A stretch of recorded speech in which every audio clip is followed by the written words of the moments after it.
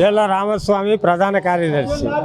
భవన నిర్మాణ కార్మికుల సంక్షేమ బోర్డును విడుదల చేయాలని, చేసిన క్రైములను వెంటనే విడుదల చేయాలని, సంక్షేమ బోర్డులు నిధులను తీసుకొచ్చి నిధిలో వేయాలని, వేసిన వెంటనే ఈ క్రైములు చనిపోయిన వారికి 10 లక్షల రూపాయలు పింఛను 10 లక్షల రూపాయలు ఇవ్వాలని, అలాగే ఈ పింఛను 50 సంవత్సరాలు దాటిన వారికి 10 లక్షల పింఛను ఇవ్వాలని, అలాగే కార్డులు కూడా ప్రతి ఒక్క కార్మికుడికి కార్డులు కూడా తీసుకోవాలని చెప్పి మీరు ప్రచారం చేశారు. అది ఎంతవరకు అనేది కూడా ఇప్పటికి రాలేదు.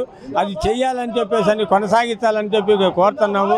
కార్డు రిలీజ్ అయిన తర్వాత చనిపోయిన వారికి చిన్న 4 కోళ్ళనే విడుదల చేశారు. ఆ కోళ్ళు మటుకు ఎటు కావు.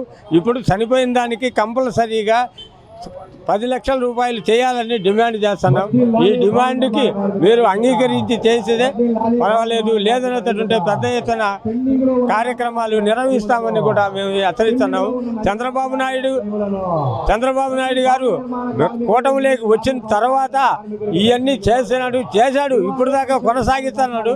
పవన్ కళ్యాణ్ గారు 10 కోట్ల రూపాయల డబ్బులు బ్యాంకులో వేస్తామన్నారు, 1 కోటి పైసలు కూడా వేయలేదు. దానికి కారణం ఏంటో తెలియలేదు. మేము రోడ్డెక్కి 2 సంవత్సరాల నుంచి అరుస్తూనే ఉన్నాం. ఆ అరుపులు మీకు వినపడట్లేదా? మీరు చేయట్లేదా?